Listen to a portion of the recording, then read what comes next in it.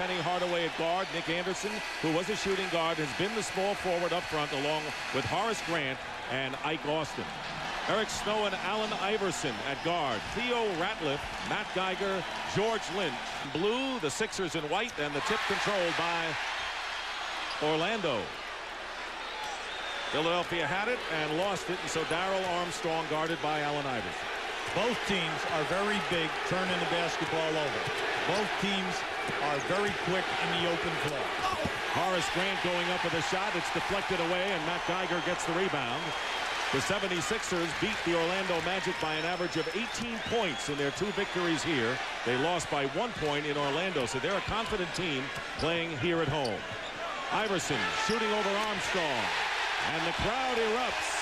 Iverson with 30 in game 1, held to 13 the other night. Well, you want him to be able to come off the screens when he's open, make the catch and shoot so that the double team is caught halfway. And the double team on Armstrong, and Matt Geiger is going to tie him up. Geiger will jump against Armstrong with a huge size advantage. Now this crowd is absolutely berserk, and we've only into the game less than a minute. Okay, now you can see the double team. This team thrives. They lead the league in steals. They lead the league in forced turnovers, and they already have Orlando averaging 20 a game. And the tip, to no one's surprise, controlled by Geiger and the 76ers. George Lynch, who got into early foul trouble, trying to back down Nick Anderson, and he does it successfully, and a good start for Lynch, who was a double-double performer in game 1. Yeah, this is major here tonight, and that is that Lynch and Geiger help out at the offensive end of the floor, and then when Hill comes off the bench, that he makes a big production as well. There's Horace Grant beating Ike Austin, and Austin hitting from the perimeter. Austin coming alive somewhat. His numbers didn't show it in game 2, but he was quite active and had 4 assists. Yeah, and a lot of it is coming, Dick. I would say half the points are coming from the perimeter on spot-ups. Sixers leading 4-2. Less than 2 minutes gone by. Eric Snow with the double team. They go inside to Ratliff, and Ratliff is fouled.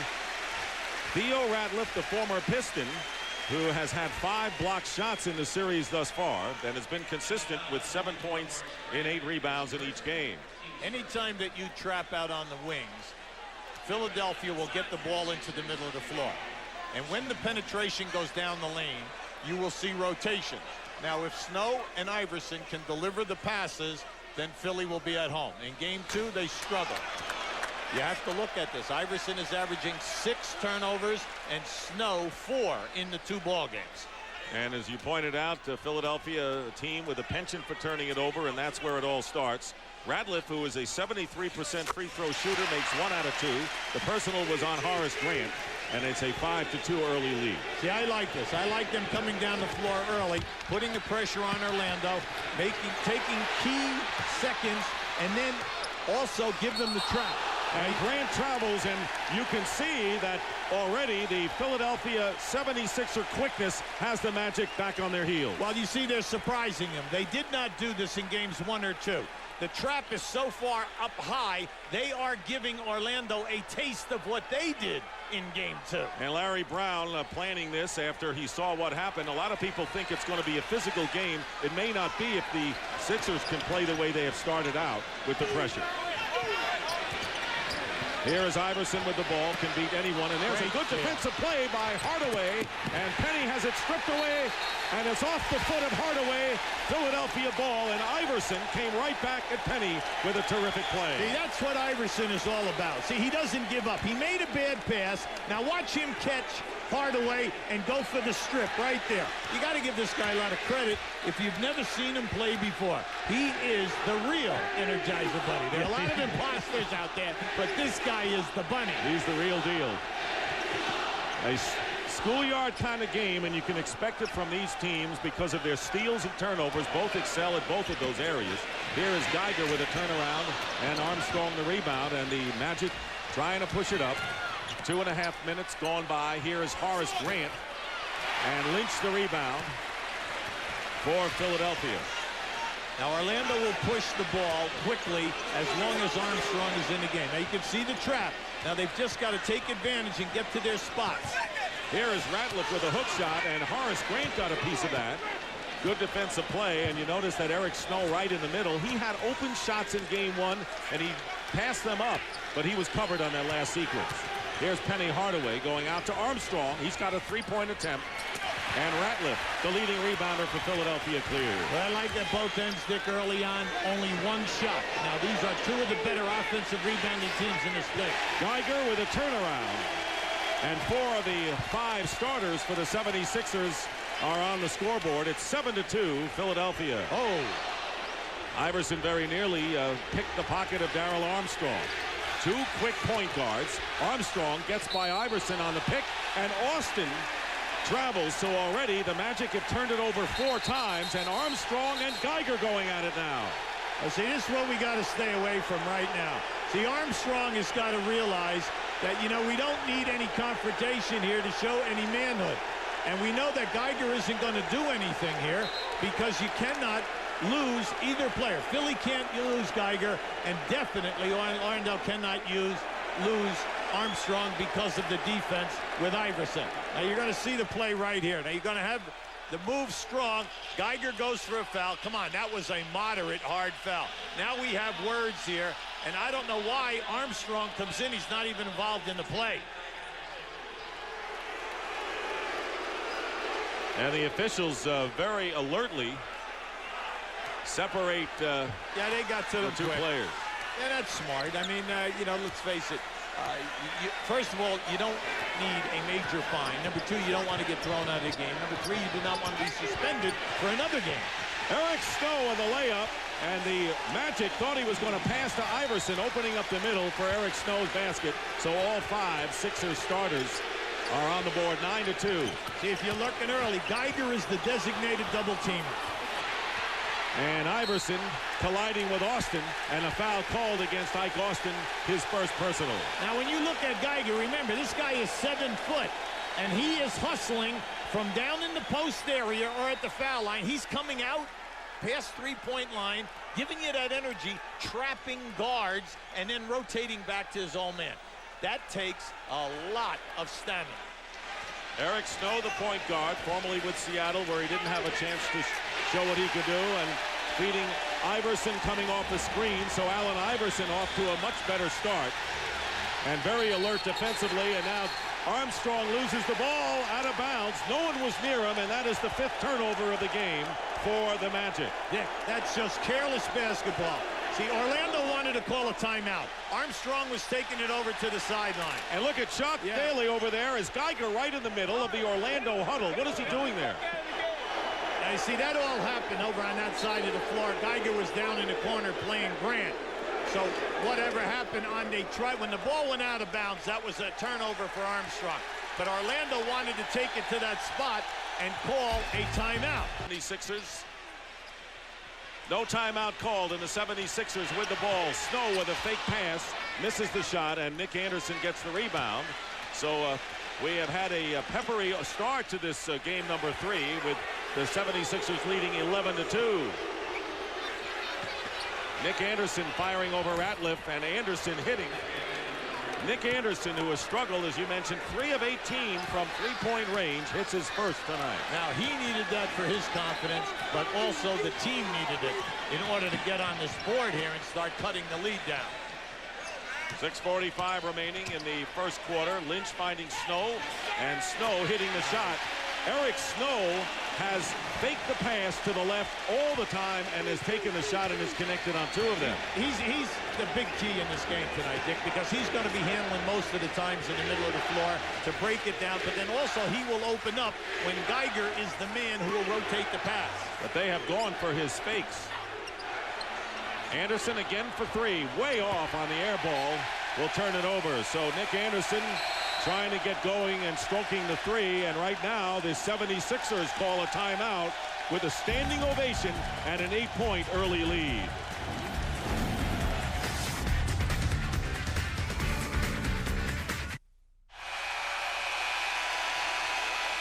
.6:15 to go in the first quarter, and double technical fouls were called in that flare-up between Matt Geiger and Darrell Armstrong. The Philadelphia 76ers using their quickness and a pretty exciting style of play, ragged at times, but it's certainly to the pleasure of this capacity crowd, Hubie. Well, in the league ratings for the season, we have the two teams rated first and second in steals and forced turnovers. So consequently, what we're going to have here is ragged play. There's no doubt about it. At one end, we have Orlando trapping Iverson every time he touches the ball. At the other end, they are using Geiger to trap every single time they feel that either Armstrong or Hardaway is in an isolation situation. Iverson and Snow, the backcourt, each with 4. Nick Anderson, who hit the 3, has the scoring lead for the Magic early on. Lynch is guarded by Nick Anderson. Iverson came off a screen. Lynch went to Snow, and Anderson gets the rebound. See, that was beautiful. They ran a nice double screen on the baseline for Iverson. He was open, but they did not go to him. They went to Snow because he was left open. That's going to happen a ton tonight. Here is Horace Grant, who gets inside, and he beats Geiger, and Ike Austin found him, and it is now 13-7, a 6-point lead. Philadelphia winning by 14 in game 1, and the Orlando Magic winning by 11 on Tuesday night, the 3rd lowest scoring game in NBA playoff history. Here is Geiger with the air ball, and Austin gets it out quickly to Darrell Armstrong. Sixers are back defensively, and Armstrong nearly turns it over. Armstrong decides to drive, and he loses it again. Loose ball picked up by Eric Snow. 2-on-2, and now Lynch comes into the picture. Iverson fires for 3. When a guy shoots a 3, the majority of the time the ball will rebound long, and that ball went right out to the foul line area. All the white shirts were inside. Now Armstrong is having difficulty handling the basketball tonight, but in this series that he's averaging 6 turnovers a game. And Armstrong driving is fouled by Allen Iverson. So with under 5 minutes to go here in the first quarter, Penny Hardaway has not yet attempted a shot. That was the story in game number 2. It took a while for Hardaway to even attempt a shot, but he wound up with 22 points to lead the team, along with 7 rebounds. And a lot of it was driving to the basket. Hardaway playing an outstanding game to bring the Magic back in game 2. Bo Outlaw is going to come into the game now for Ike Austin. Outlaw with an impressive game number 2, especially in the shot blocking department. They did a terrific job defensively, got himself 4 blocks, and then was all over the floor getting deflections for his team. Now, Orlando, you look at the score, it's only 13-9. They've been able to handle this energy at the beginning of the game, the sensational shooting, the turnovers. Now they're right back in the ballgame. The crowd and the Sixers had a lot of adrenaline early on, and the Magic just trying to stay with him. Iverson misses the shot, the rebound by Anderson, and that is where the point you made about their playoff experience comes in handy. Well, in game 1, Philly had 24 offensive rebounds. In game 2, they only had 11. Now, if you notice tonight, they're only getting 1 shot attempt. And it's going to be very difficult for Philadelphia if they don't get second shots. Penny Hardaway with his first shot of the game, and it falls off the rim. Right now, Philly's got to pick up the tempo here right now. They're just, what I say, they're soft-shoeing the fast break. They're not pushing the ball hard, and that is their advantage. 4-point Philadelphia lead. Iverson fires it up and hits. Allen Iverson with a 3-point basket, and it's 16-9. Iverson with 7 of the Sixers' 16 points. In the 2 games before this, he averages 7 threes. And you say, steal by George Lynch. And Lynch with Penny Hardaway back. Not a good pass, but Geiger saves it for the 76ers. George Lynch, a tremendous defensive player. Ratliff, and the rebound by Horace Grant. So the 76ers' poor shooting showing up here in the first quarter. Well, they're a 40% shooting team. But what they do is, because they always turn you over, so gap on the 3rd man. Dick Stockton along with Hubie Brown and Craig Sager, the first Union Center. Already they know this will be the largest playoff crowd ever to see the Philadelphia 76ers play. Yes. Larry Hughes from Allen Iverson. Hughes coming in the game along with Tyrone Hill, and the crowd ecstatic as the 76ers playing their first playoff game at home in 8 years, and they lead the Orlando Magic by a score of 18-9. Matt Harpring alertly goes back behind, and Horace Grant nails it from outside, and the Sixers are up by 7. Now, right now, Allen Iverson is on Harpring. Harpring posted him up right away. Iverson fronted. And when they went over the top, you'll see double team and passing. Iverson gets open again. This way off. Iverson already hitting 1 free tonight. Has 7 points in the game. And there is Bo Outlaw from Penny Hardaway. So that is the second time the Magic getting the big people inside for the alley-oop. Now, Philadelphia's got to pay attention to Outlaw, because as long as Orlando will push hard, Outlaw will outrun his man from end to end. Harpring is guarding Iverson, and with help from Penny Hardaway, this is the double team that worked so well in game number 2. And as Iverson goes up, a foul is called against the Magic, and it goes against Matt Harpring.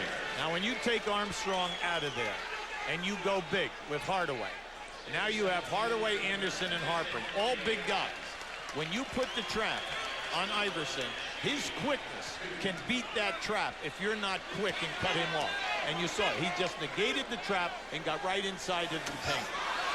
Iverson missing the free throw. And talking with Mo Cheeks, an assistant coach for Larry Brown, who was a great point guard for the Philadelphia 76ers when they won the title. He said it's a different world now. He says the point guards have to score. They do so many more things, thus they turn the ball over more. And I asked Cheeks, what was your shooting percentage in your career when you played? His answer, 53%. Yeah, well, that's why today the only guard that we had in the top 10 in shooting percentage is John Stockton. Here's Anderson, and Anderson releases, and Larry Hughes did not get back in time, and the faux pas for the Sixers brings the Magic to within 4.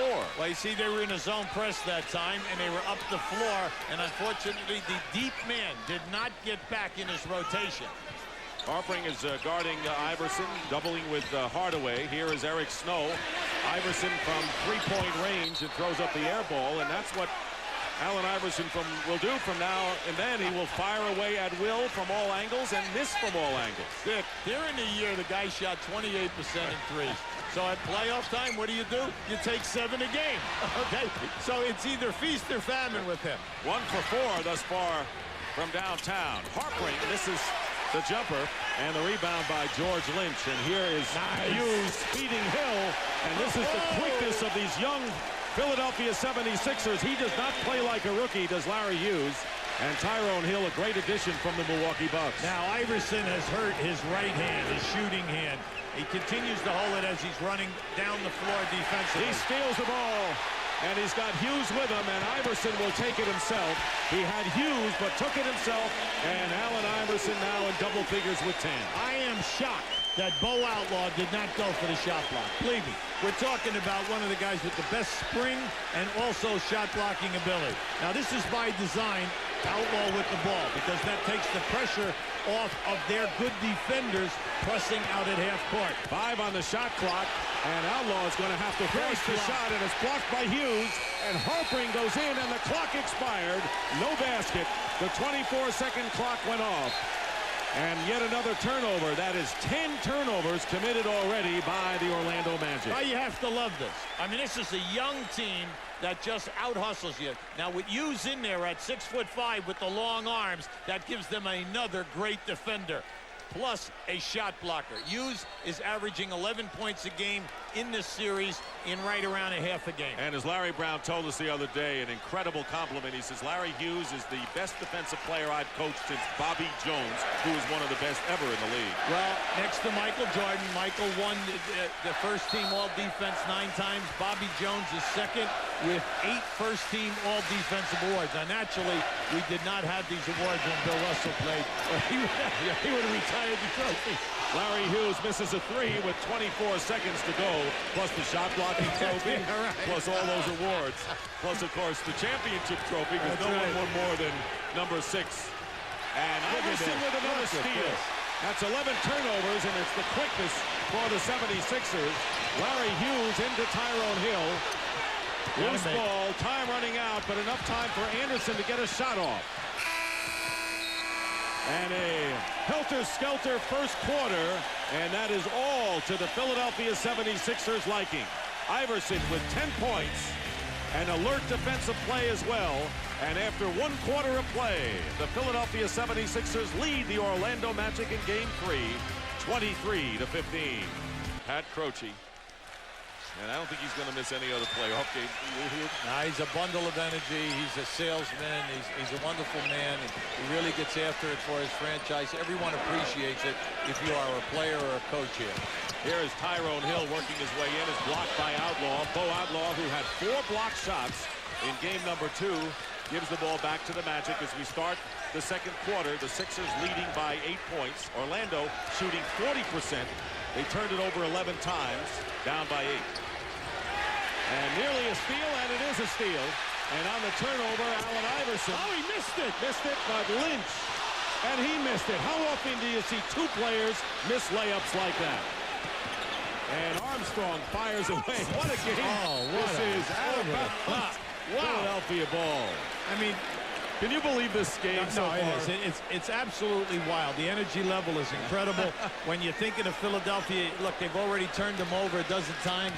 But now that's their second layup that they've missed. Hill missed one just before, the end of the quarter. And that's business as usual as far as the Sixers go. Larry Hughes gets his rebound after missing the shot. Blocked, and now a foul. Michael Doliak, the other rookie, along with Matt Harpring, who has contributed so much for the Magic, committing the foul. He had a quiet second game after a very solid game 1. Now this young guy right here has a ton of talent. Now we're talking about he only went to college for 1 year at the University of St. Louis, played for Charlie Spoonhour there. An excellent defensive coach, and prepared him for what he was going to take on in the NBA. During the course of the year, the young man really stepped up, and he was their 4th leading scorer on the team, and he's averaging right at 11 points at playoff time. Look at the length of the arms on this guy. That's why he might be 6'5", but he plays like he's 6'9". 12 points in the last game, 4 rebounds, and the Sixers open up their biggest lead, 10 points. Orlando with Armstrong, Outlaw, Harpring, Doliak, and Penny Hardaway. Penny Hardaway has yet to score in this game, and we're 2 minutes into the second quarter. Here is Harpring with a fake on Hill. Penny misses a 3. And the Sixers leading by 12 with the ball again. As Iverson collides with Darrell Armstrong, they'll call the blocking foul on Armstrong. From top of the circle to top of the circle at the other end, this is the quickest team in basketball, Philadelphia. Your transition defense, you have got to get back quick. You cannot fall asleep with these guys because they all run, all 5 guys. Aaron McKee in the game at the guard position. George Lynch from the corner. Lynch with his second basket. So George Lynch, who got into foul trouble and ultimately fouled out in the second game, had 7 offensive rebounds in game number 1. 12-point lead for Philadelphia. 2 minutes gone by here in this second quarter. Harpring from 3. And great hustle by the former Georgia Tech star as he kept it alive. Outlaw, tough pass to Penny Hardaway. Armstrong wide open for 3. Tyrone Hill gets it out to Allen Iverson. Magic back, but he pulls up, throws up the air ball. So Allen Iverson has 10 points, probably as many air balls too tonight. I told you, it's feast or famine, right? The main thing is, though, when you average during the year 22 shot attempts, he's averaging 22 now in the playoffs. Now, that was the most for the season of any player in the league. So, he only shoots 40%. You just got to live with it. Armstrong hits the 3. So Darrell Armstrong now with 5 points. He and Nick Anderson, the high scorer. Orlando 2 of 9 from 3-point range. And that's what they're going to have to do to get some scoring in this game against the athleticism inside. Iverson, Lynch, and Armstrong is guarding him. 7 on the shot clock. Mismatch somewhere. Lynch trying to find it. And Hill comes up and fouled Doliak and Outlaw, and they're going to call it on Doliak. Some of them come to the First Union Center to see the Sixers in their first home playoff game in 8 years. Tyrone Hill on the free throw line would rather start, but because of his personal problems, he has a seriously ill father, has missed some games, and so Larry Brown bringing him off the bench. But a big acquisition with his rebounding from the Milwaukee Bucks. Well, it gives them a nice rotation of Geiger, Ratliff, and Hill. 3 guys at 2 positions. 10-point lead as Austin is fouled. And Hill committing the foul. Matt Geiger back in the game. So the Sixers have Hill and Geiger along with McKee, Snow, and Hughes. So Allen Iverson, who would rather play all 48 minutes, is on the bench right now. Nick Anderson, rebound. It's tipped up by Outlaw into the hands of Snow. Iverson, 10 points, but took 10 shots. And getting a breather now with 8:25 to go in the second. See, Orlando, they're opening up some nice opportunities. Unfortunately, the guys are shooting so quick. Here's McKee. He gets open on the double team inside, but he cannot connect. Those are the shots that the Sixers have to make when they double down low. And the crowd, which has been on its feet and waving the white towels in celebration of their playoff appearance here. Quiet right now. Now they get a little revved up on the turnover. Hughes with a runner, and Bo Outlaw goes up high. Outlaw playing big now since the first game for the Magic in these playoffs. Anderson looking for Outlaw. Now Darrell Armstrong beating Snow off the dribble with a nifty move. 7 now for Darrell Armstrong, who was named the NBA's 6th man of the year before Game 2 on Tuesday. Now Orlando still doing a good job on their defensive board, holding Philly to 1 shot. Now if they can just get their offense under control, pick their spots and take advantage and relax in the shooting areas. And an 8-point lead for the Philadelphia 76ers. Snow in traffic has it knocked away, and Armstrong gets it away. There's Outlaw. And there is a 3-on-1, and Harpring, the trailer, lays it in. Matt Harpring with his first points of the game. And it is now 28-22. On TBS, Game 3 between the Pacers and the Bucks. Indiana can close out Milwaukee if they win on the road. And following Spurs Timberwolves, Game 3 between the Lakers and the Rockets, with the Lakers going to Houston leading 2-0. Tyrone Hill, and goaltending is called against Ike Austin. So Hill gets credit for the basket. One thing we're seeing as far as the Philadelphia personnel and the rotation is that Hill and Lynch, who got into foul trouble, are getting a chance to get their minutes in the first half. And that's why we said at the top of the show, those two, as well as Geiger, have got to put some points on the board, and they have been doing it, doing a nice job. Now, how about the turnovers, and then also the fast break points here right now? Now, you say, well, Philly is forcing all the turnovers, but they're not getting any points. That's correct. That's why they have to start paying attention. Instead of being up 8 right now, they could be up anywhere to 15 or 16 if they would have converted in the painted area. Well, Allen Iverson will try to see if he can raise it up to 15-16. He'll come into the game for the 76ers. Ratliff committing the personal foul, and Tyrone Hill leaves the game. Anderson with a good fake on McKee. And they leave Ike Austin open from the corner. Austin, who has given the Magic a lot of things but not rebounding, and that's what they wanted from their center this year. But Austin now with his second basket of the game, and Philadelphia up by a half a dozen. Well, they continue to catch Philly helping out with his man, the defender. So Ike Austin goes to the open area, and he's been able to make the shots. Here is McKee shooting over Anderson. And here comes Orlando. So you can see Orlando continues to trap, running 2 guys at Allen Iverson. See, the thing that's the most amazing to me is in Game 1, Philly got 24 offensive rebounds. But now you see in Game 2 and 3, how did they do that? Because Orlando continues to hold them to 1 shot. Outlaw with a block, and here is Anderson to get the easy basket. So when you want to say, how do you get easy baskets? Number 1, turnovers and block shots, and Outlaw showed it there. Anytime that a guard goes to the rim for a layup, the other guard and small forward must rotate back. That's the cardinal rule of transition defense. Nick Anderson and Darrell Armstrong, each with 7 points to lead the Magic, who are now down by only 4 points. They were down by as many as 12. Matt Geiger fighting his way in. Ratliff trying to keep it alive. Get it out. And now a steal by Iverson. And Iverson goes in. And Ratliff finally is held out of bounds. No foul. And Iverson seems to be shaken up as he is grabbing his right leg. Iverson is hurt. A great steal by the quick Iverson, and he went up for the shot immediately, and he's having trouble getting up from the floor. And this could be A serious situation for Philadelphia. Now, watch to the right of his screen. You'll see him shoot the gap right here. Now, he steals the ball, and instead of giving the ball up, he goes in, and as he comes down, he lands right on that right hip area. But, you know, when you see that happen, Dick, when it's a 2-on-1 situation, if you give it up, the other guy will score. If the defender recovers and goes over the play, the man will give it right back to you, and you have an uncontested layup, and you miss this collision.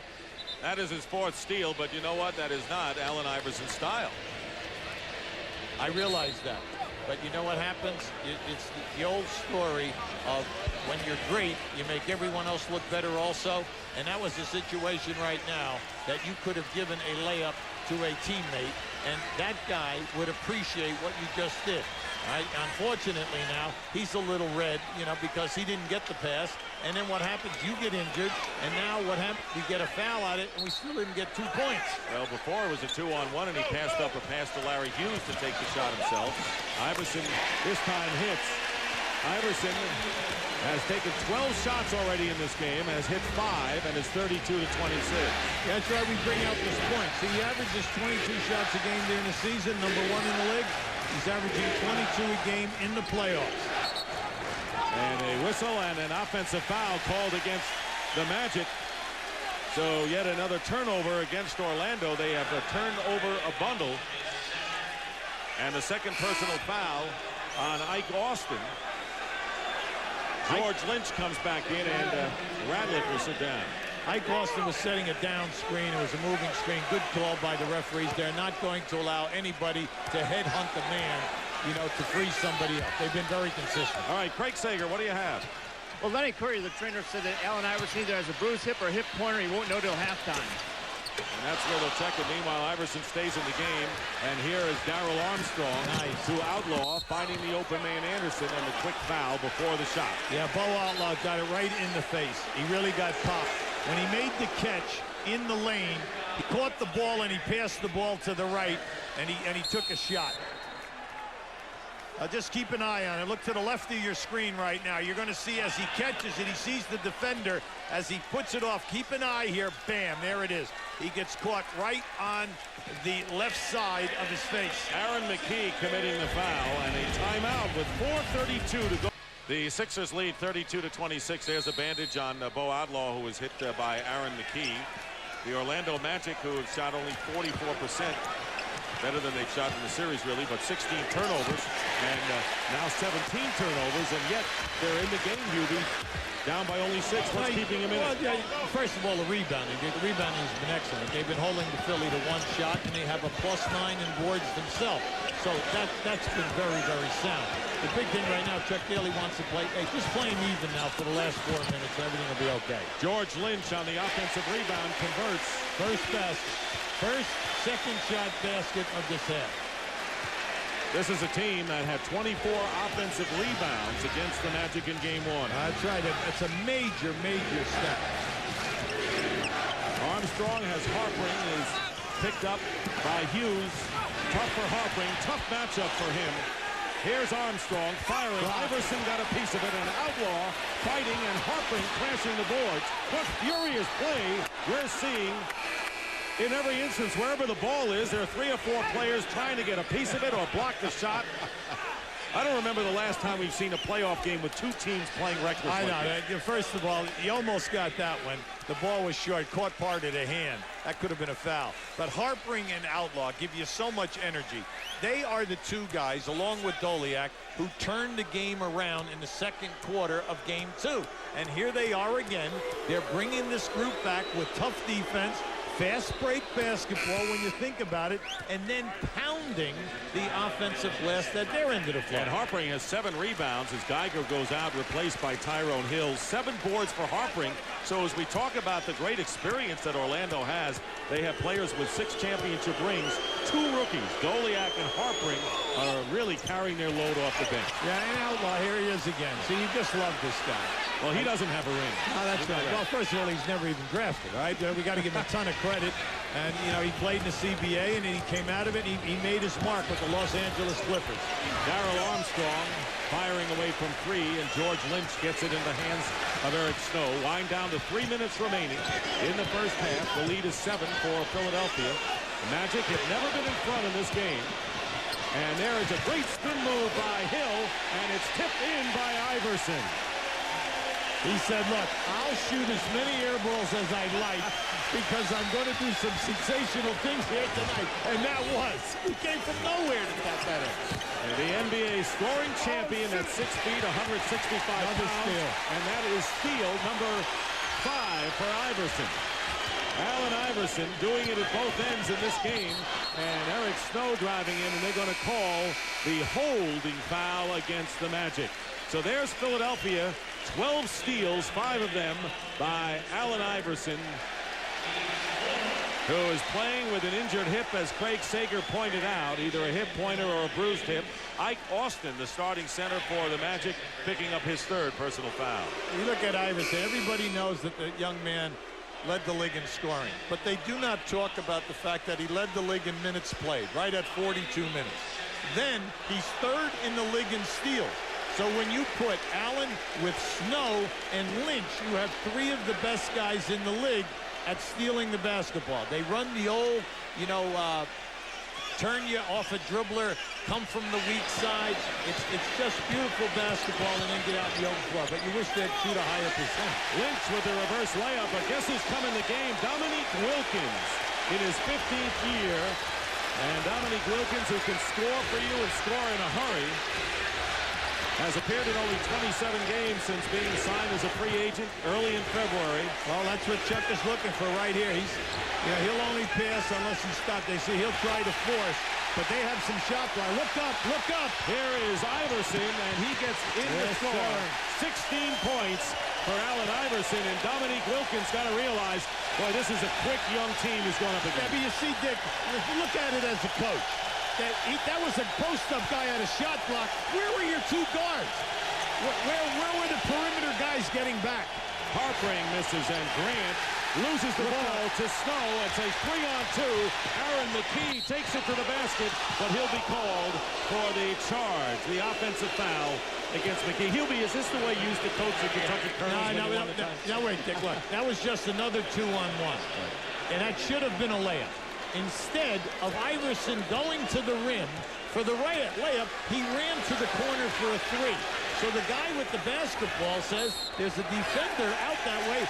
Now I've got to take it to the rim, and you get an offensive foul call. Well, that should have been a 2-on-1 layup. Now that's the 3rd time in this half that they had that opportunity and came up with a negative. That's why you have gray hair, Hubie Brown, watching this, and I know that you know why? Basic basketball. You're negating all of this great energy that you're expending at the defensive end of the floor, so you should be getting layups at the other end. And Eric Snow going up, and a foul called against the Orlando Magic.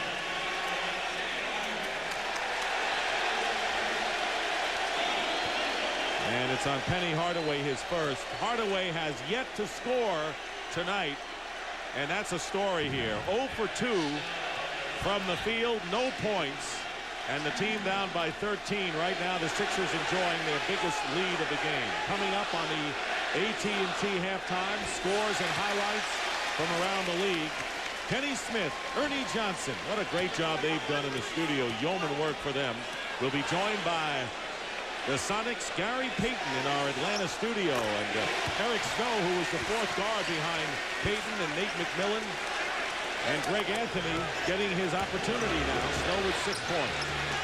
42-27, a 15-point lead for Philadelphia with a minute to go in the first half. Now, this is one of the very few times that Hardaway's been able to even make a catch of the basketball. On the blocking foul, and the Sixers are over the limit, and so Hardaway will have to get his first points from the free throw line. This is one of the few isolations where Philly did not come immediately and trap. Now, you saw the trap man came down, but he was late. That allowed Hardaway to make the split. And when you're teaching defense, The man who's coming on the trap is responsible to eliminate the splitting of the two defenders. Now, Hardaway right now, you got to give Larry Brown and the staff a lot of credit. They've been running hard, getting the ball out of his hands, and Orlando has not been able to refine him in ball rotation. Hardaway is going to the line 27 times in this series, nearly twice as much as any player on either team. And he was driving to the basket in game number 2 as Snow missing the layup and a 3-on-1, but a loose ball picked up by Allen Iverson. Here is Snow looking at Horace Grant. He's not going to shoot over him. Larry Hughes over Dominique Wilkins. What a play! Larry Hughes with the most spectacular basket in a first half of spectacular plays. Some have exploded and some have worked, and it is now 44-29 with a half a minute to go in the first half. And a block by Hughes as Armstrong drove to the basket, and Larry Hughes, who obviously relishes defensive play. Well, you just have to love this guy. Now watch the block, and yet he still has enough strength to get it back, readjust to make the release. And at the other end, he catches up with that block. Now, you can see him tonight defensively. He is really an excellent team defensive player. And that was Nick Anderson, who was going body to body with Larry Hughes on the offensive end.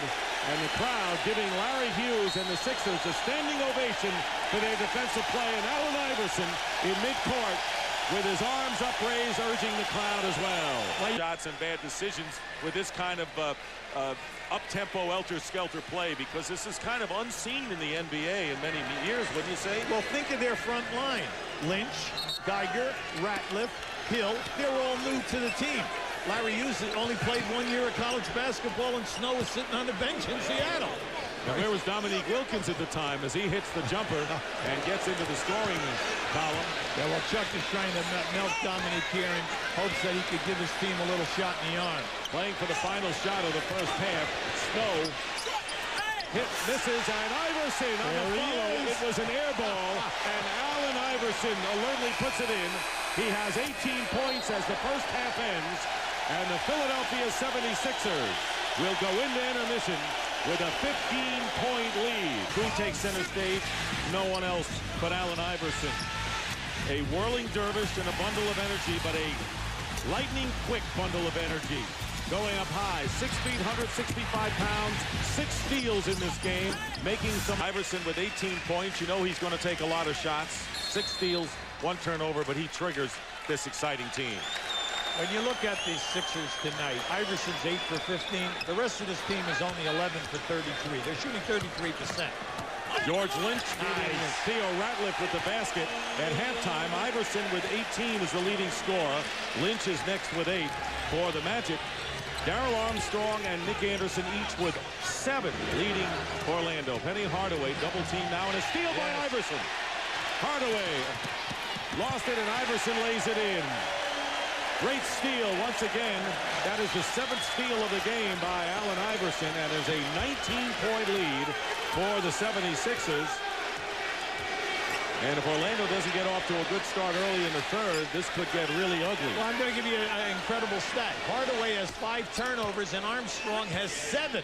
The 2 point guards that handle the ball of 12 turnovers between them. Nick Anderson, though, hitting a 3-point play, and he has 10 points in the game. Here is Iverson, and he throws a bad pass to Anderson, and he is immediately fouled by Eric Snow. Now, that was a smart play as long as you're not in foul trouble. Snow realized that they had an uncontested layup going the other way on this play. And so he just fouls the man so that they cannot get the pass out for the layup. Anderson with Hardaway, Armstrong, Horace Grant, and Ike Austin. Armstrong in traffic in the lane, blocked by Ratliff. Anderson gets the rebound, or loose ball, and it winds up to Ike Austin. And finally Ratliff. So the Magic still down by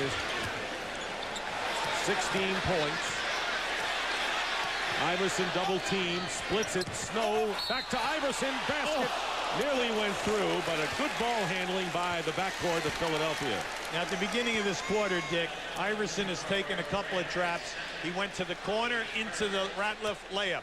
Now, on this one, give and go. He took it, took the trap, gave it up, and continued right down, and Snow gave it right back to him. Snow is making some nice decisions here. And Allen Iverson gives him a lot of credit, says the best thing that ever happened in my career was Eric Snow coming here and becoming the point guard. Didn't really work out with Iverson being the chief ball handler. He's the shooting guard, and Snow gladly taking over the point guard duty. Well, I like what Larry Brown said. He said that Snow is not near where he is going to be. He's really learning how to be a point guard. And Larry just feels in another couple of years, this young guy is going to be right up there.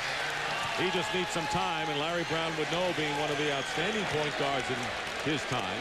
21 points for Iverson, and the Sixers get it back. Very frustrating game for the Orlando Magic, being out-quick with all the steals, turnovers, and all the things that brings. And Allen Iverson going up with the shot is fouled.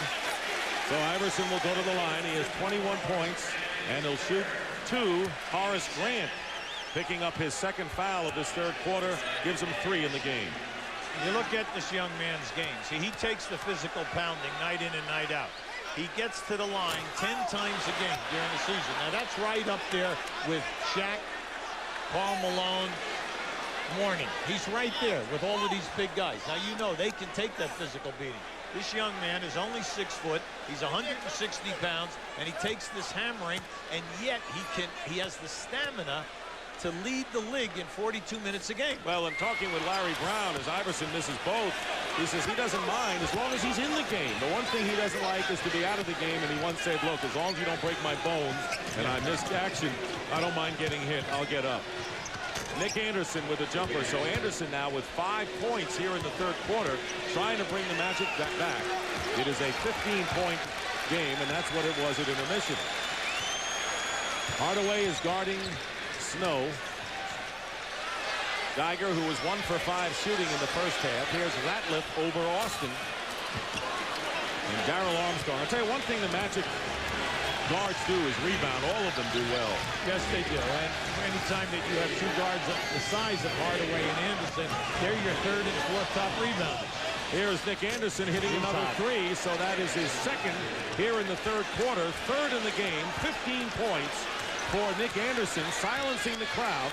The lead is down to 12. Yeah, the main thing right now is if you're going to allow Orlando to come down and set up without disrupting them, then you have to be very careful because they can run that hot streak. George Lynch guarded by Anderson with 4 on the shot clock. And the time running down on the clock. Lynch is in trouble, and the clock expires. 24-second clock expires, and Larry Brown's 76ers, who are up by 19 at one point, and now the Magic in a position to get it down to 10 or 9.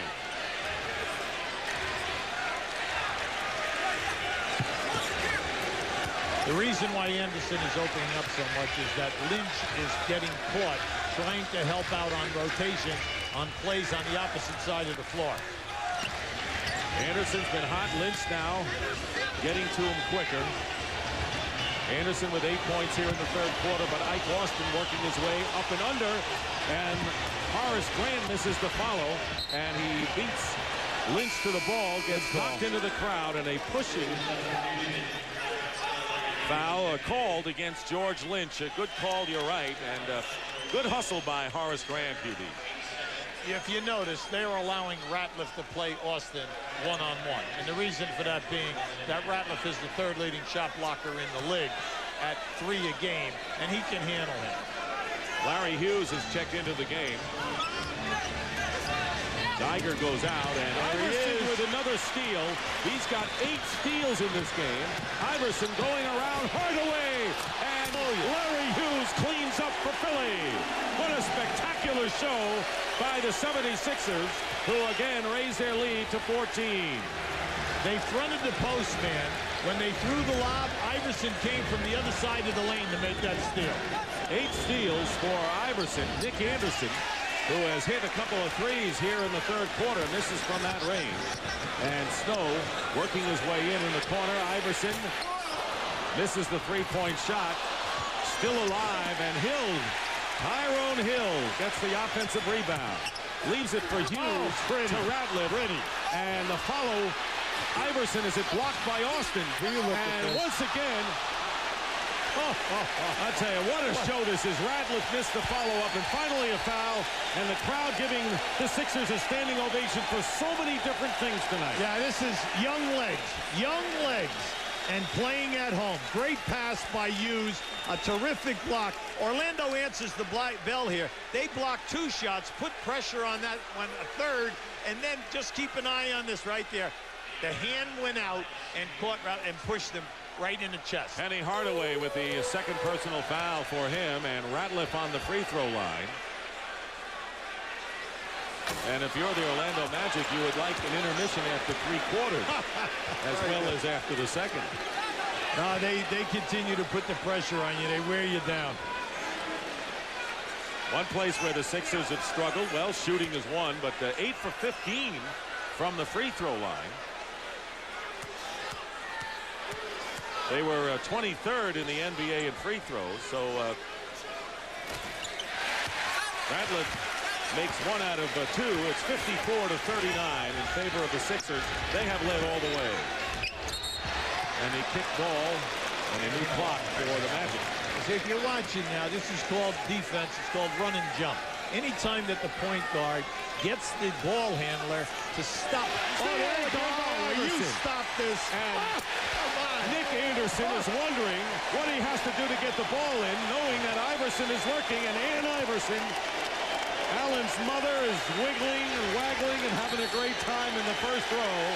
9 steals, an NBA record in a playoff game for Allen Iverson. He wanted to hear it from the crowd. He's been hearing it from his mom for a long time.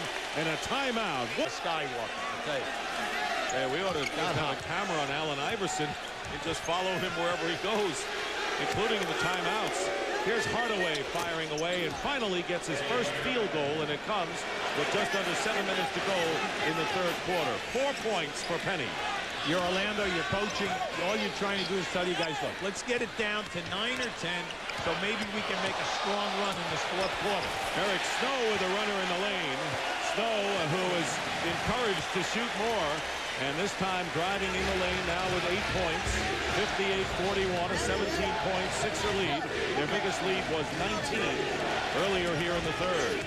Nick Anderson working in, and it's blocked by Hill. Tyrone Hill with the block, and Snow coming right back. Finds Hughes on the baseline, and he stuffed it through. He's a rookie, folks, and this is a young team. See, they don't give up. They keep pushing. They push for 48 minutes, see? You might defend them for a period of time, but in this building, they're tough. Armstrong in and out, the rebound by Hughes. This is a scary exhibition put on by the 76ers. Scary in a good way. Well, we're dealing with the team that only lost 17 games this year. And they're just completely neutralizing them at the offensive end of the floor and making things happen. There's Snow with a lay-in. 10 points for Snow. It is 62-41. A 21-point lead now, and the white towels are waving here at the First Union Center. Yeah, see, Orlando needs some energy at the defensive end of the floor, not the offense. They've got to make some things happen defensively. And Hughes very nearly stole another one. Here is Austin, and the rebound by Larry Hughes. Is he a rookie or a sixth-year man? He is really some talent. Oh, he is going to be a star in this league. No question about it. Larry Brown and his staff were very, very high on him. He was the 8th pick out of St. Louis, and there is the yes. Look this out. time from Snow to Hughes. Listen to this place. It's as loud now as it was in the early 80s with Dr. J and all the rest. They haven't won anything yet. And I'll tell you what, there's excitement back in Philadelphia in the NBA. Now this is just a beautiful read by Snow. This is the third dunk on a lob coming from the right side that Hughes has been able to put down. With 9 steals, and about 8 different people had 8, including Maurice Cheeks, his assistant coach with the 76ers. Rick Barry, Tim Hardaway twice had 8 steals, but that's wiped out now thanks to Allen Iverson's 9. After the timeout by Chuck Daly, Nick Anderson has been the only offense for Orlando here in this third quarter. Draws the foul. And it's against Larry Hughes, his first. So Iverson with 23, Hughes has 12, and Eric Snow next with 10. Now Nick Anderson has taken it upon himself right now to try to bring the team back by himself. And what you're trying to do right now is, come on, you got to hit the cutters. Now they passed up 2 cutters before Anderson went one-on-one that were open, coming off the screen, going down into the lane. Nick Anderson, the only member of the Magic to hit double figures. He has 17 points. Darrell Armstrong is next with 7. And, of course, Penny Hardaway, 4. Tyrone Hill with the pass to Hughes, slapped away by Nick Anderson. Well, they're going to come out now. Maybe out of this timeout, we're going to see Orlando go back to trapping of any player who has the basketball. And I'm sure Chuck Daly says, do you want to really be embarrassed the rest of this game? Anderson fouled. And once again, it was Larry Hughes with the personal foul, his second. What an exhibition put on by the Philadelphia 76ers, who are up by 8 after 1 quarter, 15 at the half, and open up a 23-point lead. Magic coming back somewhat, but Anderson misses the free throw. You love the organization. This is the type of defense that Larry Brown ran in the old ABA when he coached in Denver. They ran the Carolina run and jump. That's something that Dean Smith put in way back in the early years at the University of North Carolina. Larry ran this defense when he had all those young players with Denver. Now, this group, young legs. Now, you think now, they play this type of defense for 50 games, and now they're showing it to you in playoff time. Good thing about the playoffs, you got a day in between games to rest up. Here is Hill wide open in the corner. Tyrone Hill making good on the basket, and Larry Brown, who has brought 6 different teams to the NBA playoffs. The first coach to accomplish that, but he did it in either the first or the second year he was at each stop, and that is impressive. Penny Hardaway hitting a 3, and the Sixers lead is 19. When you have young teams, you have to stay on top of them now because you want them to continue the intensity. You want them not to lull themselves to sleep and think the game is over. And Hill trying to pass off, and Hardaway guilty of the foul. Bo Outlaw will come into the game for the Orlando Magic, and Aaron McKee for the Sixers, and a hand for Snow. And Hughes will see who comes out of the game for Philadelphia, and for Philadelphia. Yeah, Larry Hughes at 6'5", a rookie, 8th pick in the draft. Now he puts down 3 of those. This is just upper body strength, strong move. Now here he comes down. I told you 6'5", long arms. He plays like he's 6. What I like about him is he can finish. And he is an outstanding defender and an excellent team defender. There's a big difference because the team defenders not only can play their man, they stay within the rotations, they help out the other players, and they get back and shut down their people. And the first St. Louis Billiken to be chosen in the first round of the NBA draft since Sacramento selected Anthony Bonner back in 1990, who was the 23rd pick. He was the 8th. Here is Ratliff. And the offensive rebound is missed inside by Hill. Comes down to the hands of Darrell Armstrong. Winding down to 3 minutes to go in the 3rd quarter. Dick Stockton, Huey Brown, and Craig Sager in what has been one of the more entertaining playoff games that we've seen in the first round in years. Hardaway missing and Snow coming out of the pack for the Sixers. Here's Iverson's quickness to the hoop. Ratliff, they're trying to tie him up, and they do. Good hustle. Hardaway was one of the Magic players in there, along with Bo Outlaw, and let's see who will jump with him. Maybe Penny. What I liked about that break is they must continue to keep the pressure on Orlando. You do not want to just, come in with the semi-break. You want to open up your engines and keep going for this last 2 minutes and 52 seconds because your big men are quicker than their big men, and you'll get the 2nd and 3rd shots. How about their little men? Are you quicker than their little men? Well, that's a given. That is a given. That's a rhetorical question. Anderson. And the feed to Armstrong. And a turnover traveling called. Yet another turnover, and that's 25. They had 20 at the half, did the Orlando Magic. Well, it's just a bad night for Penny Hardaway and Armstrong in the backcourt in regards to turnovers because they are just putting them up one after the other. Now that has to be at least 8 for Armstrong.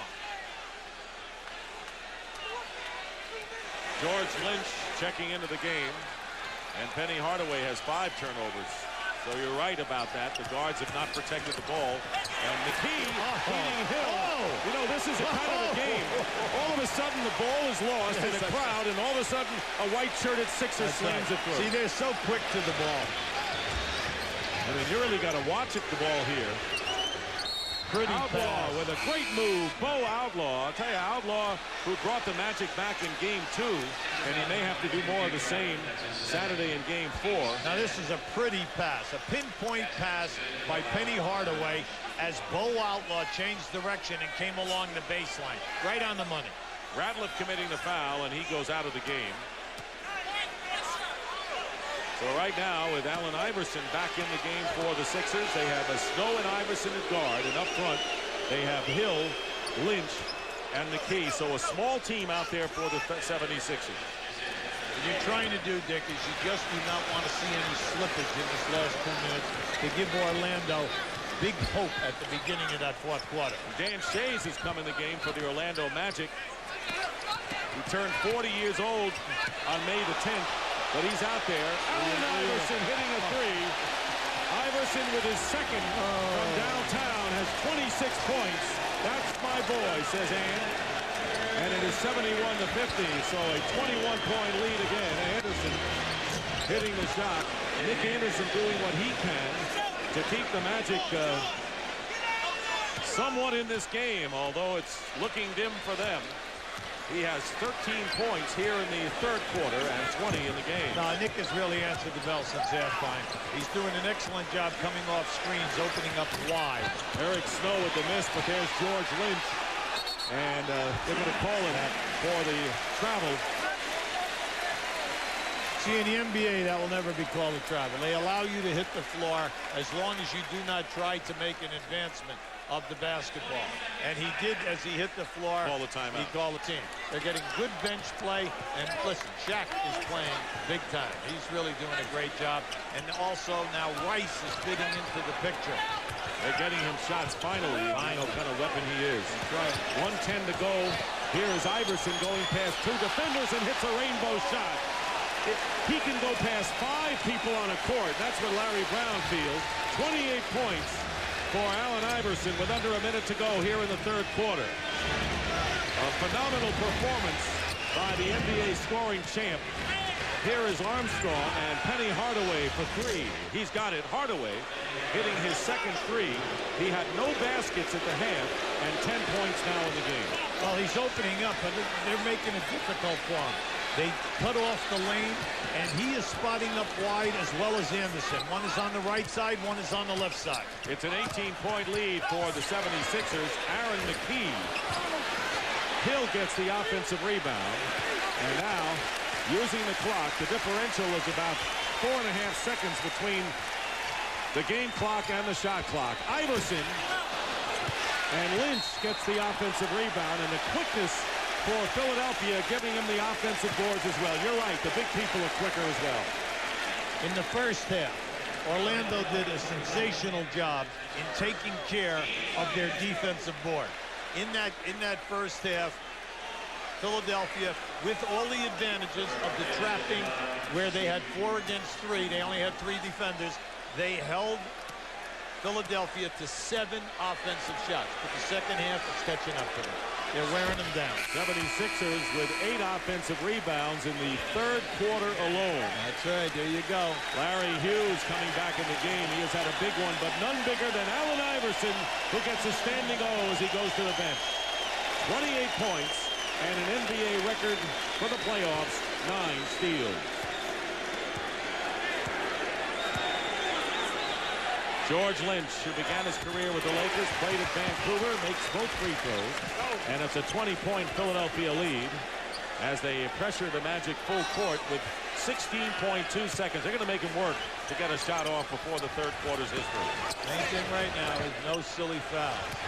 Dan Shays with Outlaw, who handles the ball. Harpring, Penny Hardaway, and Armstrong. He loses the ball. And here is McKee. McKee feeding Hughes and off Hughes. That is only the 3rd turnover.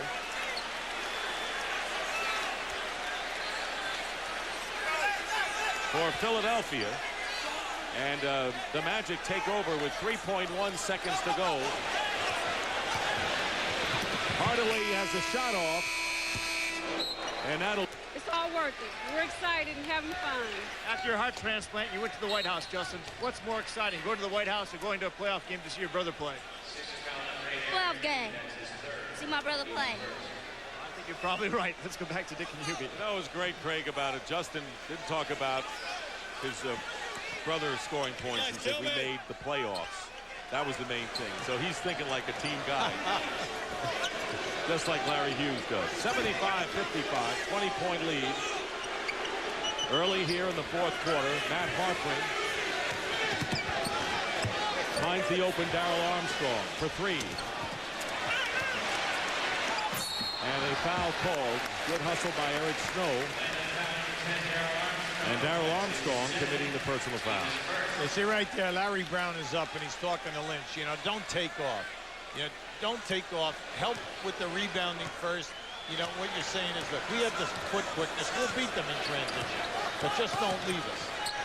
Since the playoff format went to a best-of-5 back in the 83-84 season, Sixers won the first game of a series in that round 6 times, and they have won those first-round series each time. That's a good omen for the 76ers, the young team, as Tyrone Hill picks up the second foul, the offensive foul. So Hubie, once again, you know, in the beginning we talked about how Orlando had all the experience in playoffs coming into this game. Yeah, but what the other team has, the legs, the defense, and the ability to turn you over and then take advantage of it. Plus the fact that we said they're getting more shot attempts because of the turnovers and because of the offensive rebound. And that's what it's all about when you have young teams. They have difficulty shooting high percentages, especially young teams that play this type of defense. It takes a wear and tear over the season on the legs of the guys. And if you are starting off with just average shooters, then naturally, during the course of the year, you're going to have your ups and downs. You're going to have your lulls because of the fatigue factor. Allen Iverson is going to come back in now to the cheers of the crowd. 28 points for Iverson. That last foul was on the key, sending Harpring to the line. Philadelphia this year, with a record of 28 and 22, had 3 fewer victories in the 50-game schedule than they had all of last year in the 82-game slate. Well, since Larry Brown has been here, the only player who still remains is Iverson. These are all of his type of players. This is such a tough style of play to coach because you've got to stay on top of your guys. If you have one guy out there slacking off, you cannot play this style. It's 5 guys on a string working hard, and then the coaching staff staying on top of them so that they remain unselfish. 2 more for George Lynch. He has 12 points, and once again a 20-point lead. And Larry Brown telling us yesterday that he doesn't make every decision that by committee. Billy King, the general manager, has done an outstanding job. As Shays misses from the corner. As Brown said, he frankly was not in favor of trading Tim Thomas to Milwaukee, but was overruled, and they got Tyrone Hill in the trade. Thomas was a favorite of his. But generally, those moves paid off, and generally they've come from Larry. Well, they paid off because Hill has had a good year for them. He's big and strong, and at playoff time, you need guys who can match up inside. And nearly a block, but they'll call the foul on Larry Hughes, his third, on Harpring's drive to the basket. Now, once again, this is just a strong move by Harpring. Once he gets the pass up, you know he's taking it to the rim. Physical contact does not faze this guy. So Harpring is on the free throw line. A diamond in the rough for Chuck Daly this year at Orlando.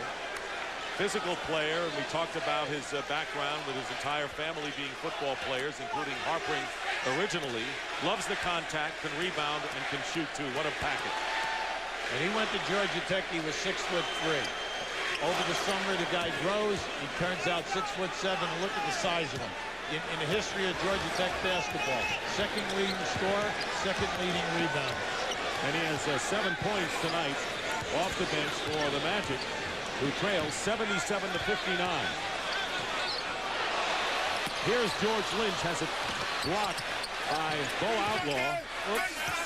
And they have 2 seconds on the clock. Hughes fires it up in desperation. And the rebound by Harpring. And Harpring fouled by Tyrone Hill. And Matt Harpring with Darrell Armstrong, Dan Shays, Bo Outlaw, and Penny Hardaway. Hardaway has scored 10 points tonight. Shays setting a screen. Matt Geiger in the game for Philadelphia. And Hardaway hitting a three. That is the third. So Anderson and Hardaway each with 3 from beyond the arc. And now it is a 15-point game. You know, it's interesting. All through 2.5 quarters, they had Hardaway handling the ball, running them off screens and everything. He couldn't get any shots. Now, by just standing on the right wing, he's opened up for all these threes. But Aaron McKee comes right back inside the line, and a foul immediately on George Lynch. But you're right, Penny Hardaway just lurking, and he's getting a lot of open looks that he didn't have in the first half. That's right, and it's kind of interesting because he's doing less in regards to effort, coming off screens, posting up, all of these things where he could not even get a shot off. Now just by standing on that right wing, things have opened up. So Darrell Armstrong, who scored 7, makes good on the first one. On the playoff picture here on Turner Sports, Game 3 underway. Spurs and Timberwolves, series tied. TBS next, Pacers and Bucks, with Indiana trying to close it out at 3-0. They'll play the winner of this series in the Eastern semifinals. And then on TNT following Minnesota and San Antonio, Lakers and Rockets. That'll get underway around 9:30 Eastern. So a lot of playoff basketball yet to come on Turner Sports. Allen Iverson hits. So since the three-point barrage there by Hardaway, a couple of free throws, but McKee and Iverson hitting from the perimeter, and Iverson now has matched his Game 1 scoring output with 30. That was just sheer quickness on the baseline coming off the screen. And Hardaway coming back off the rim, and the rebound by Hughes. Stealing it is Hardaway, and he scores. So Larry Hughes lost the ball to Penny Hardaway. And it's 81-66 still. It's about 4 minutes gone by here in the fourth quarter. One thing you do in rebounding, you just cannot assume that the defense now is going all the way back down the floor. Hardaway guarding Iverson. It's an air ball. And you wonder whether Allen was going to say, in your face, you're on me, Penny, watch what I do. But he fired from beyond the arc, and he missed it badly. So now McKee is guarding Hardaway. They double team. Dan Shays finds Outlaw. Double team stripped away by Iverson. Allen Iverson with another steal for the 76ers. Somebody's wide open. Somebody's wide open here. How about George Lynch? Mainly because the player who fell down was late coming back across half court. And you like that. They took the ball right up into the area where they could score, and they found the free man. 14 points for George Lynch. And the 76ers had no intention of letting the Orlando Magic to cut it to 7 points. And Hardaway missing again, and Iverson comes out with it. 17-point holds for the Philadelphia 76ers. Looking to take a 2-1 lead in the best of 5. And Aaron Hughes has made 2 blunders here. And Harpring goes in, basket counts, and a foul. All right, Marv, thank you very much. And all the Bucks can do is wonder what if they had won that game 2 in Indiana, they would be in the driver's seat. Now they're trying to survive. Well, definitely the toughest loss for any team to take in the playoffs to date. That was a hard one because they had it in their pocket. There is a Geiger guarded by Doliak, and he hits the shot. Only 4 points for Geiger tonight. He had a monster of the game number 1 with 23 points and 10 rebounds, but the Sixers are getting it done without a lot of production from their center, and Geiger trying to block Armstrong's shot, and Darrell Armstrong now with 11. So 4 players in double figures for the Magic, led by Nick Anderson's 20. Well, they ran one player with the ball high, 4 guys on the baseline. They were running some screens, stagger on the baseline, and the guy playing Armstrong fell asleep. He just blew right by him. Aaron McKee comes back in, and Larry Hughes goes out as Bo Outlaw picks up the personal foul. So McKee will inbound. He's got Snow, Geiger, Hill, and Iverson. The Magic with Harpring, Doliak, Penny Hardaway, along with Darrell Armstrong and Bo Outlaw, who's got a bandage on his face after being hit earlier, and Harpring committing the foul on Snow from behind. Say Harpring and Doliak in the game at the same time, and they have bonded out of necessity. Doliak came from Salt Lake City with one big bag of clothes and a small bag, left the rest of his stuff in Salt Lake, and Harpring rented a U-Haul with his bedroom furniture, and by necessity those two have really become good friends and good performers on the Magic. Well, during the course of the year, they gave them between like right around 15 points and solid rebounding, in the playoffs they're doing the same thing. Here is Snow as the clock winds down to 6, and Geiger loses it in traffic, but McKee alertly has it. Here is Snow's shot at the 24-second clock about to expire. It is a 14-point lead, and the Magic with 5:20 to go still in this game. Yeah, and they've got to keep going strong to the hole because they're shooting the penalty. Here's Doliak inside, and Hill committing the foul, and will send Doliak to the line for Tyrone Hill, his third personal. See, during the course of the year, Doliak and Harpring gave them 15 points and 7 rebounds. And when you consider the fact that they both play like 22 and 16 minutes, that's a solid contribution.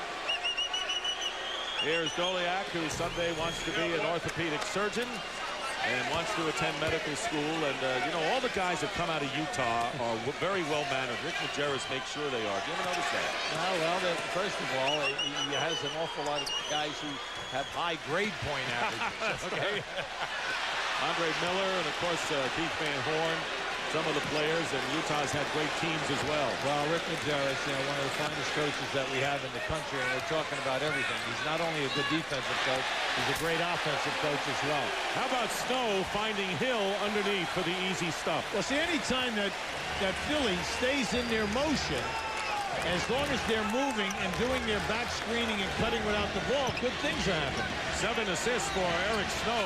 How did that ball get past Snow? Doliak puts the shot up, but a great rebound by Hill. That was a terrific shot blocked by Geiger. He's the one that made that entire play happen. Here's Snow driving the double team. Geiger and McKee trying to control it. 7 on the shot clock. Plenty of time. Here is Snow driving against 3 blue shirts. And they're going to call the personal foul. See, on a play like that, you're hoping to get the call, and that's exactly what happened. Doliak got the call. You're right. Now keep an eye on Geiger here. Doliak's going to take it. Geiger's coming from the other side.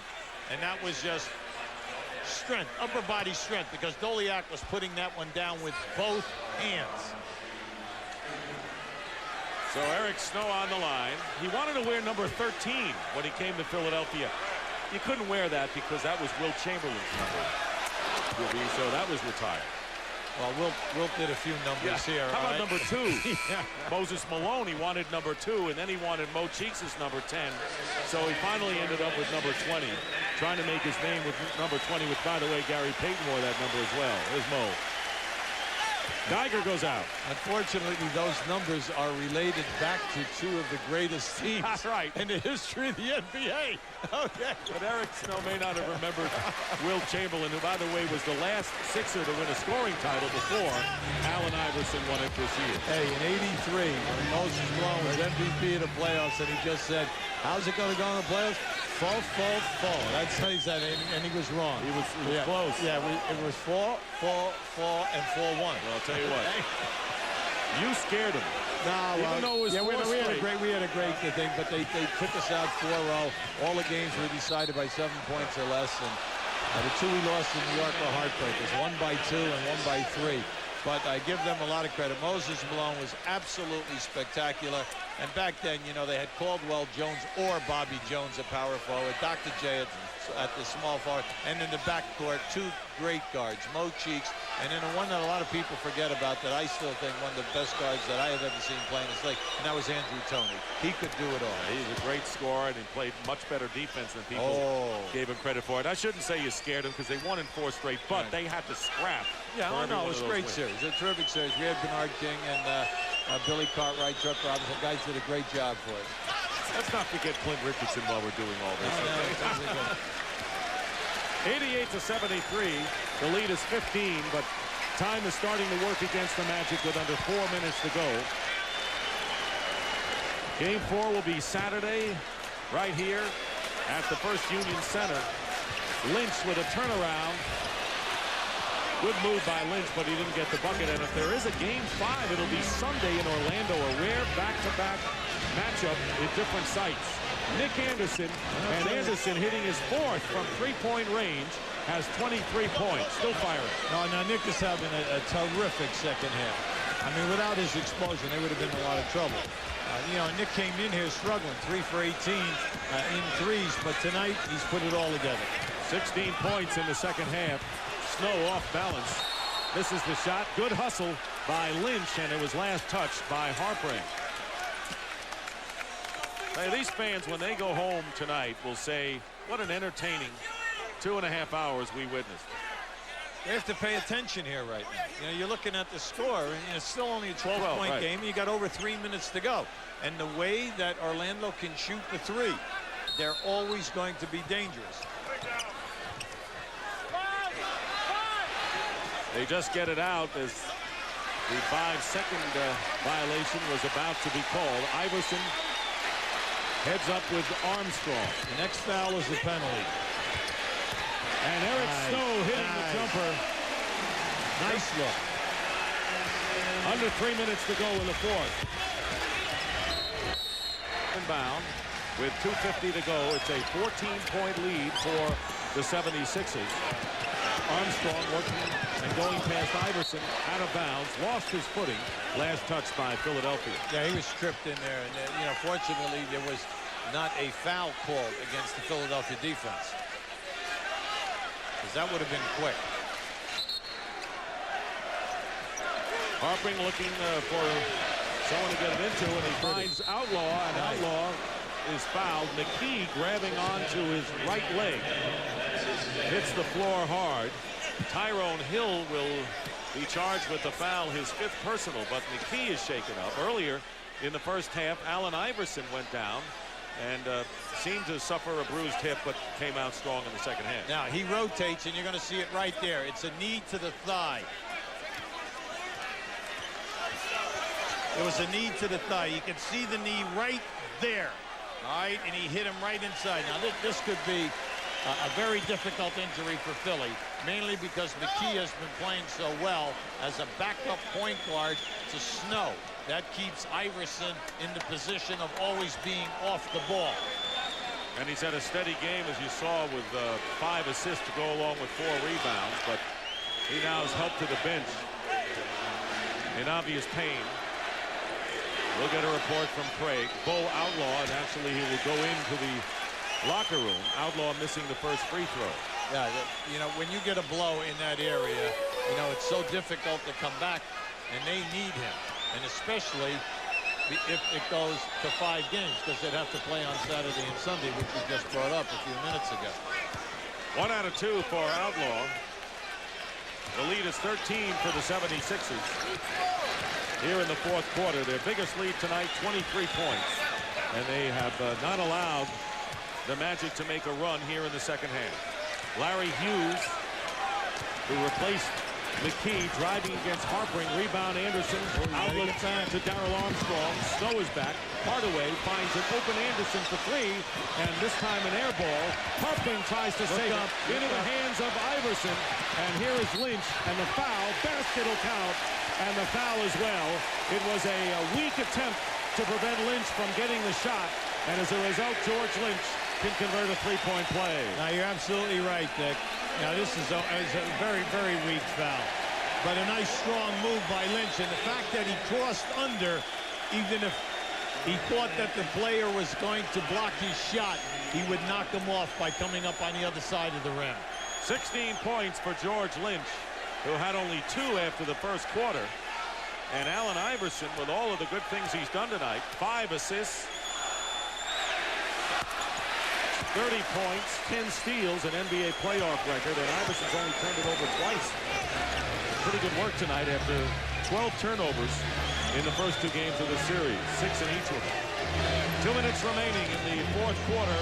Darrell Armstrong showing some quickness, going right past Iverson. Well, he can do that anytime. I mean, when they're matched up without a trap, you know, Iverson cannot handle him off the dribble. The thing which has really hurt him tonight and hurt the team are the turnovers between he and Hardaway when you think about it. That has to be corrected on Saturday. 140 to go, 93-79 is the score. Tyrone Hill throws up a desperation shot just before the 24-second clock expired. And here is Hardaway firing for three, and he's got it. Penny Hardaway, along with Nick Anderson, each have hit 4 from downtown. 18 points for Hardaway, who had only 2 points at the half. Right now, see, you're inside of 10, so the one thing you do not want to do is you want to get them to miss. You're hoping, but unfortunately... You know what? Every time the Orlando Magic had a slither of hope, one of the Sixers, in this case Allen Iverson, breaks their spirit. Iverson with 33 points as Armstrong drives to the basket. And Iverson taking 28 shots, 1 less than he took in game 1 when he scored 30. And this crowd sensing the 76ers winning their first home playoff game in 8 years.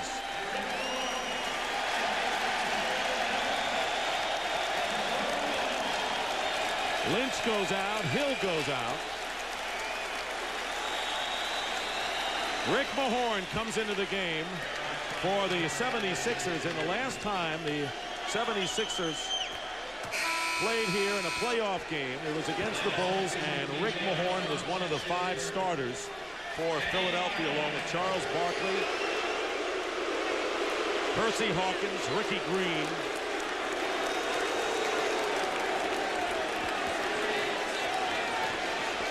and Armin Gilliam was the 5th starter.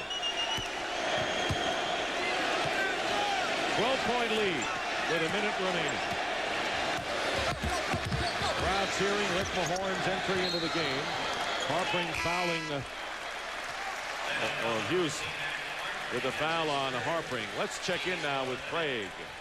Well, Dick, right now, Aaron McKee is being examined by Dr. John McPhillippy. He came out and told trainer Lenny Courier that it appears to be a deep thigh bruise, but it also started to spasm, so they can't really evaluate it right now. But the initial report is a deep thigh bruise. That's always a difficult injury. Not only do you need him to direct your unit when you take Snow out, he does the job. He had good size, but he was an excellent defender, and also one of your key guys in your trapping and shooting and rotating. So this will put a strain on the small clock. Allen Iverson, 43 minutes tonight, 33 points, an NBA record for a playoff game, 10 steals, and 50% shooting on 14 of 28 as he electrified this crowd tonight. Now you know why Philadelphia is a team that no one wants to play. Well, they feed off of his energy, and if he's having a decent night shooting, well, then they're going to be all over the place, and that helps pick up the stamina which is needed to play that type of defense. And it was Nazir Mohammed, the rookie from Kentucky, who went into the game for Allen Iverson, as Larry Brown giving everyone a chance so far in the playoffs. Here is Mahorn, and the crowd getting everything tonight but a Mahorn foul or a Mahorn basket. As a bad boy in Detroit, was part of the Detroit Pistons, one of their 2 championships. There's Penny Hardaway, who finishes with 8 points. Goliak is fouled by Mahorn, so we got a foul from Rick Mahorn after all. The night would not be complete. Goliak will go to the line with 10.1 on the clock. That's filling up the important stat. That's right. That's right. Rick Mahorn, who went to high school with Allen Iverson's mom, Ann. I'm sure you're all aware of that now.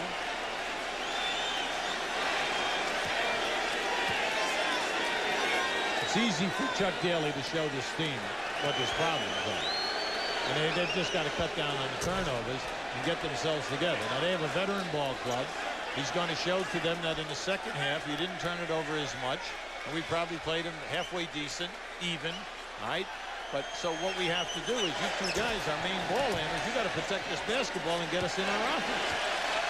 But it's going to be Sounds another, easy. yeah, it's going to be another desperation game for the Magic, who had to win Game 2 at home to draw even and have to win Game 4 on the road to draw even. But a record night. Allen Iverson, 33 points, 10 steals, only 2 turnovers. What a package for the 6-foot Georgetown guard. Let's go over to Craig. We began the night with Hubie Brown praising the way, not only your athletic ability, but the resiliency. You kept getting knocked down, kept getting back up. Tonight, seems like your teammates were watching your back, too. Definitely. You know, we talked about that coming into the game, and we wanted to send a message to those guys. But, I mean, I've been getting knocked down all season, so it wasn't nothing new to me. You know, I just had a bad game in Orlando. Tonight, I just wanted to come out here and set the tempo with my teammates on defense, and the crowd was just great. Without the crowd, I don't think it could have been possible. All right, you raced the playoff record book in your first playoff series. Mo Cheeks no longer is tied for the record of steals. You now have 10. What about the defense? I mean, I just tried to step it up. Like I said, you know, my guys know that I'm going to look to put the ball in the basket, but it's even special when I try to get, you know, active on defense, try to get some steals here and there and try to get stops. So it was just important for me to come out and set the tempo on defense. Great job tonight. Let's go back to Dick and Hubie.